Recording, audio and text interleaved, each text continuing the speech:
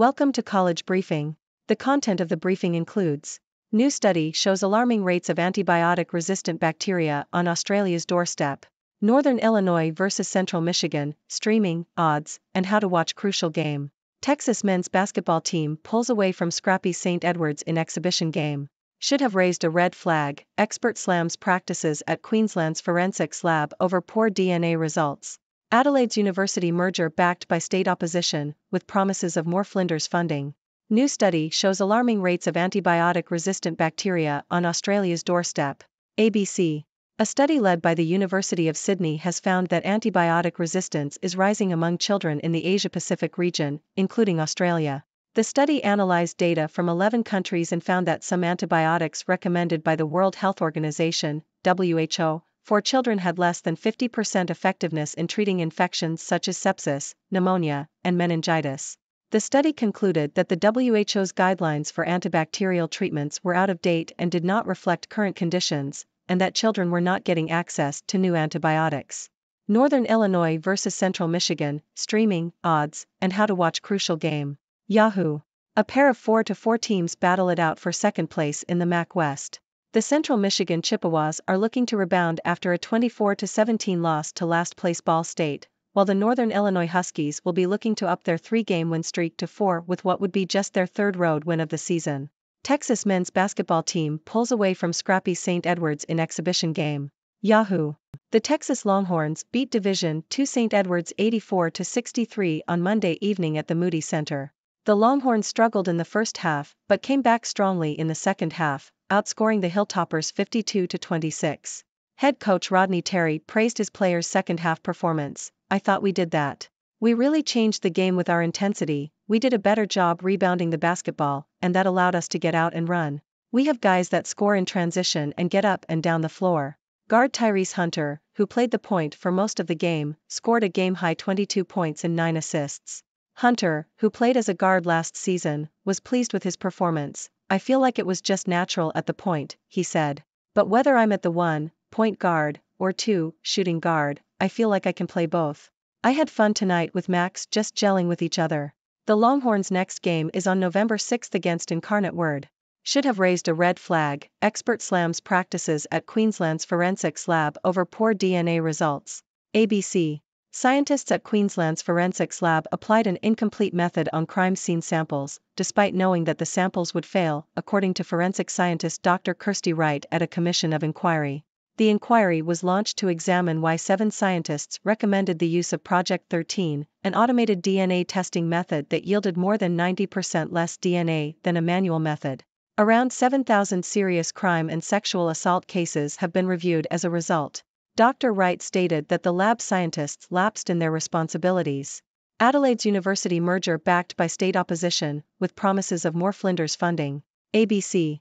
Australia's Flinders University would receive its own research fund under a plan put forward by the state opposition in response to the merger of the universities of Adelaide and South Australia. The details of the proposed fund have not been announced, but it is expected to be in excess of 50 million Australian dollars, $39 million, equivalent to the amount offered to the new institution as part of the merger. The opposition has also promised more resources for regional areas, including at least one university hub, and more protections for land at the University of South Australia's McGill campus. The Liberal Party has pledged to support the merger legislation, which is currently being debated in Parliament. The new institution, to be called Adelaide University, would open in January 2026 with around 44,000 full-time students and 7,000 full-time staff. Nonsense claim Matthew Perry died after heat triggered his COVID-19 vaccine, fact check. Yahoo!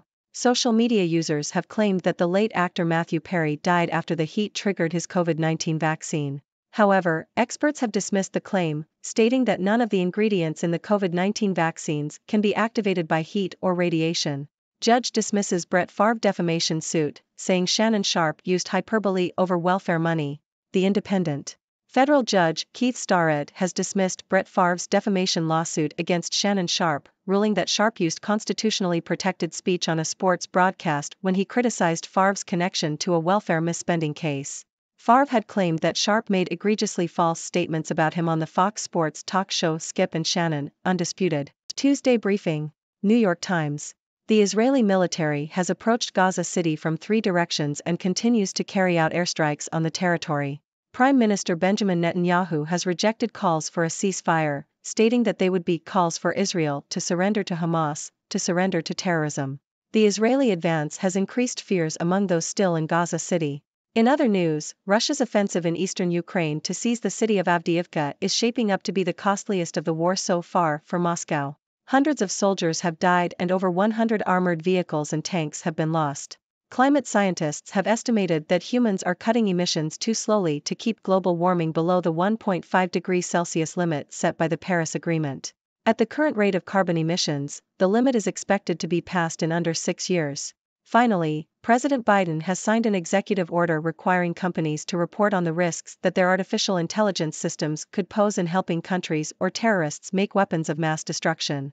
What we learned about Chris Beard's new look Ole Miss basketball in exhibition win. Yahoo! First-year Ole Miss basketball coach Chris Beard said he depends on exhibition games to expose flaws, allowing him to address them before the onset of the regular season. And in an 85-44 win Monday over Division II Tusculum in an exhibition game at SJB Pavilion, Beard said he found plenty of issues to fix before Ole Miss hosts Alabama State to kick off its season November 6, 7 p.m., SEC Network Plus. Most of our friends use AI in schoolwork. BBC. An article by BBC Young Reporters discusses the use of AI in schoolwork and the potential risks and benefits associated with it. The report found that 31 out of 33 students surveyed had used AI in their schoolwork, with most of them using ChatGPT, an online tool that can answer questions in human-like language. Students reported that AI helped them with generating ideas, research, and structuring and phrasing their work. However, some students admitted to using AI to cheat, although the results were not always accurate or reliable. The article also explores the perspective of teachers, who use AI for planning and creating resources but caution that it should not be used for cheating in exams. The article concludes that AI should be taught in schools, but students should be educated about its limitations and not rely too heavily on it. The report comes as the UK government is launching a consultation on AI in education. Head of York Student Union won't retract statement on Hamas attack, says university is trying to silence group. The Globe and Mail. The president of York University's Undergraduate Students' Union says the university is trying to silence the student group by threatening to withdraw its certification in response to a statement that provoked widespread outrage after the Hamas attack on Israel. Friend of Hawke was ambassador to the US, Indonesia and Israel. The Sydney Morning Herald. Rawdon Dalrymple, an Australian scholar, diplomat, and sportsman, has died at the age of 93. Dalrymple made significant contributions to Australia's search for identity in the Asia-Pacific region. He held various diplomatic positions, including ambassador to the United States and ambassador to Japan.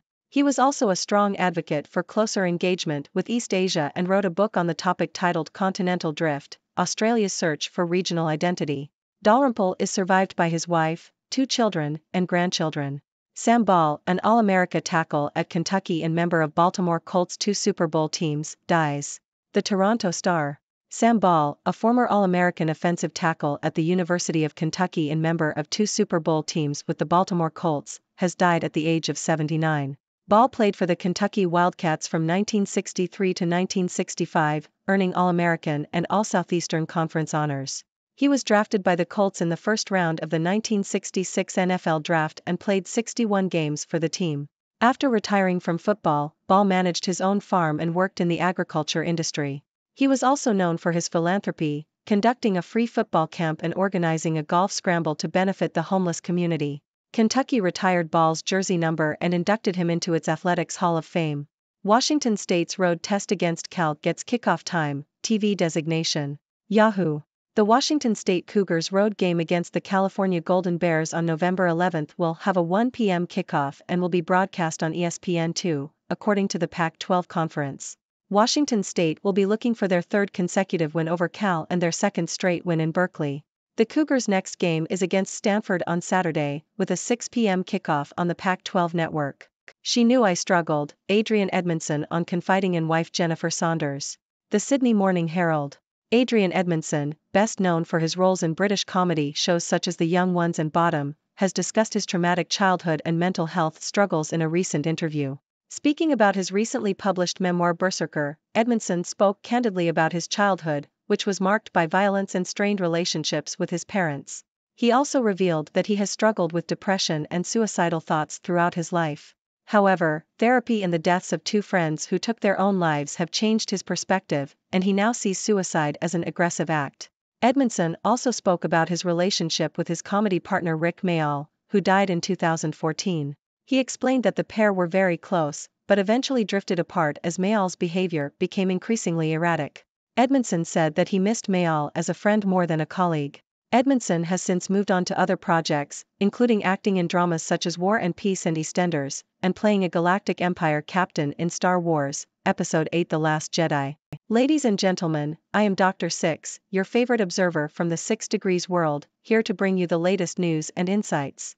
Today, we've covered a wide range of topics, from antibiotic resistance in the Asia-Pacific region to basketball games and university mergers. But fear not, I am here to make sense of it all with a touch of humor and wit. First, let's talk about the alarming rise of antibiotic-resistant bacteria in the Asia-Pacific region, including Australia. It seems those little bugs are becoming quite the troublemakers. The study found that even antibiotics recommended by the World Health Organization are losing their effectiveness. It's like the bacteria are saying, sorry, we're not buying what you're selling anymore. This calls for some serious action to ensure we have effective treatments for infections. We can't let those pesky bacteria win the battle. Speaking of battles, there's a crucial game coming up between Northern Illinois and Central Michigan. These teams are fighting for second place in the MAC West, and let me tell you, it's going to be intense. It's like a showdown in the Wild West, but instead of gunslingers, we have football players. So grab your popcorn, sit back, and enjoy the game. And if you're feeling lucky, maybe place a bet or two. Just remember, I didn't give you any advice if you lose. Now, let's switch gears to the world of basketball. The Texas Longhorns pulled off an impressive win against St. Edwards, thanks to their strong second-half performance. They turned the game around with their intensity and rebounding skills. It's like they were saying, we're not horsing around anymore. And guard Tyrese Hunter was on fire, scoring a game-high 22 points. With performances like that, they'll be shooting for the stars. Keep it up, Longhorns. But not everything is going smoothly. Queensland's forensics lab is under scrutiny for its poor DNA results. It turns out they were using an incomplete method that yielded less DNA than a manual method. It's like they were trying to solve a puzzle with missing pieces. Come on, guys, we need those DNA results to be accurate. We can't have criminals walking free or innocent people being wrongly accused. Let's get our forensic game on point. In other news, Adelaide's university merger seems to be getting some support, with promises of more funding for Flinders University. It's like they're saying, you scratch my back, I'll scratch yours. But let's not forget about the regional areas and the need for protections at the McGill campus. We need to ensure that the merger benefits everyone involved. So let's keep an eye on this situation and see how it unfolds. Now, let's address some rumors. No, Matthew Perry did not die from his COVID-19 vaccine. I repeat, this is not true. It's just another case of social media spreading nonsense. The experts have spoken, and none of the vaccine ingredients can be activated by heat or radiation. So let's stick to the facts and not let ourselves be fooled by false claims. Keep calm and get vaccinated. Lastly, I want to touch on the use of AI in schoolwork. It seems most of our friends are using AI to help them with their assignments. It's like having a super smart robot buddy. But let's not forget that AI has its limitations. Some students admitted to using it to cheat, but the results weren't always accurate or reliable. So let's use AI as a tool, but not rely too heavily on it. After all, it's the human brain that should do the heavy lifting. Well, that's all the news and analysis for today, folks. Remember, I'm here to entertain and inform you with my unique perspective from the 6 Degrees world. Now it's your turn to join the discussion. What are your thoughts on these topics? Do you have any burning questions for me? Let's keep the conversation going and see where it takes us. Thank you for tuning in. The content above showcases the latest briefing reports and analytical synopses, thoughtfully curated by the 6Do team. These insights stem from a wide array of reputable media outlets, think tanks, government sources, and specialized experts worldwide. We encourage you to explore these sources for a comprehensive perspective. Keep in mind that while the content may not always align with the official standpoint of 6Do Brief, it's not meant to be taken as absolute directives for decision-making. Comprising seasoned media professionals, learned scholars, and accomplished scientists, the 6Do team embodies a trailblazing, fully independent media entity. To customize 6Do Brief to meet your professional needs, you have the option to subscribe to a diverse array of briefings on our website, 6dobrief.com. Regardless of your location, you can conveniently receive 6 do brief via email.